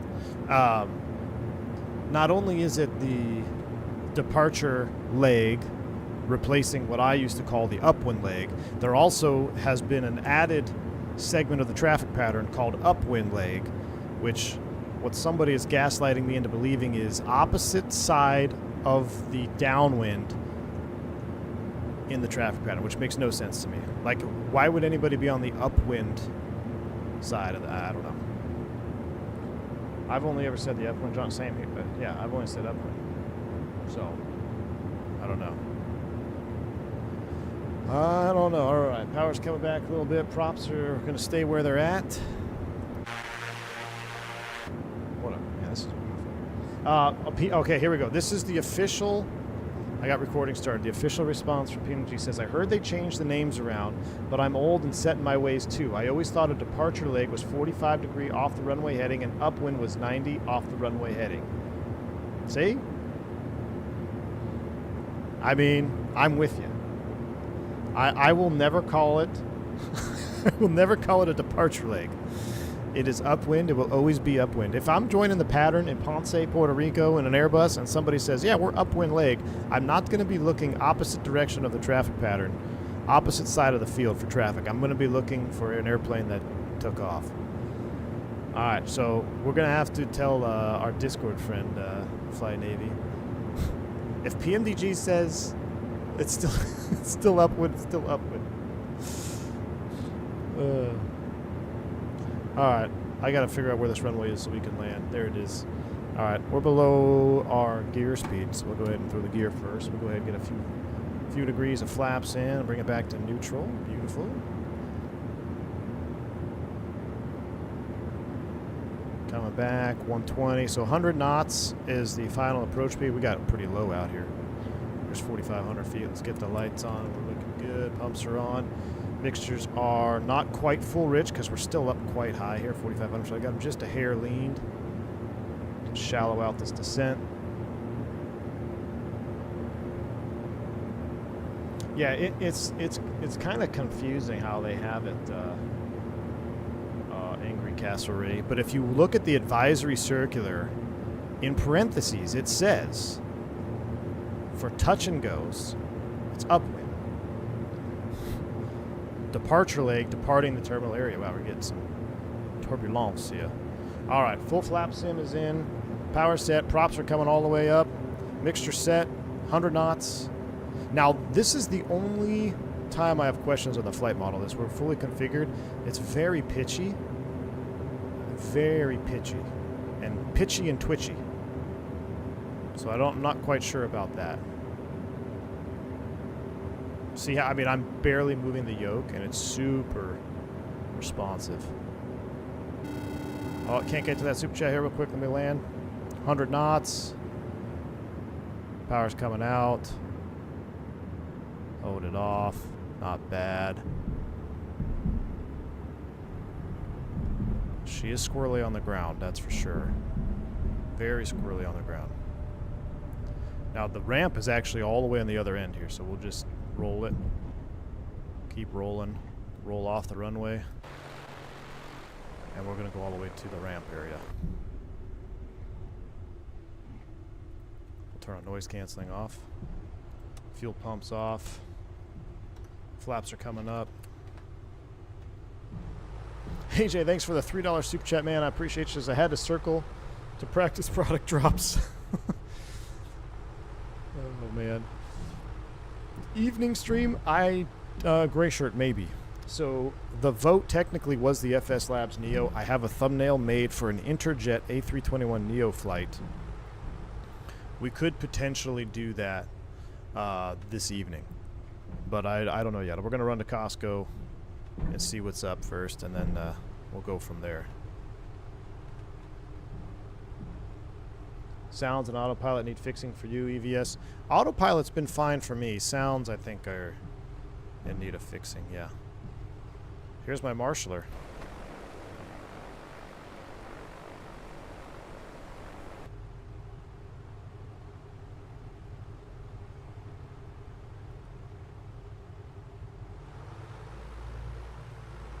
Does he have a helmet on? No, he's a hat on.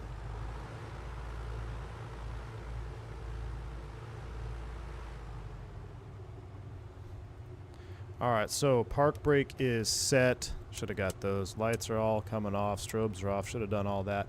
Let's go avionics master. 1000 RPM. Cut off. Pumps are off. Fuel selectors off. Mags off. Beacon. We'll leave the nav. Alternators. Ladies and gentlemen, welcome to Lima 41. How do we step out? There we go. All right. Not bad. Not a bad flight. You're back in vertical cam. What's up, Zach? All right, so I wanted to check the oil. So let's chalk it.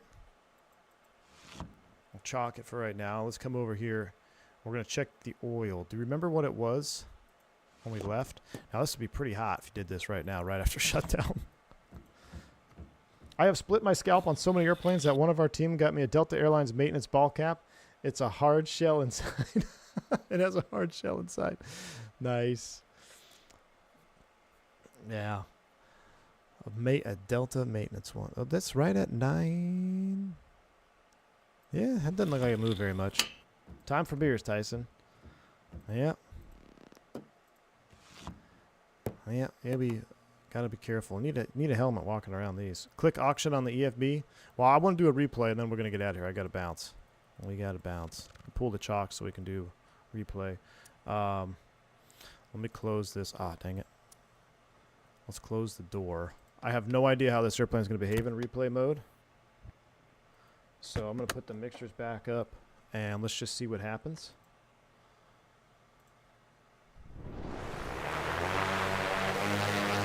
Seems to be working. Fuel selector's on.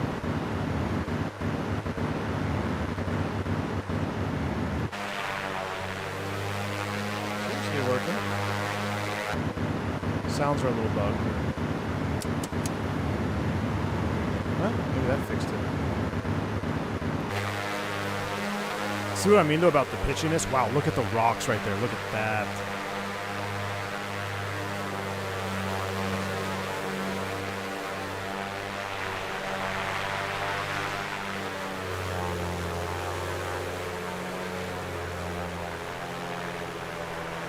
A little bit of a hop.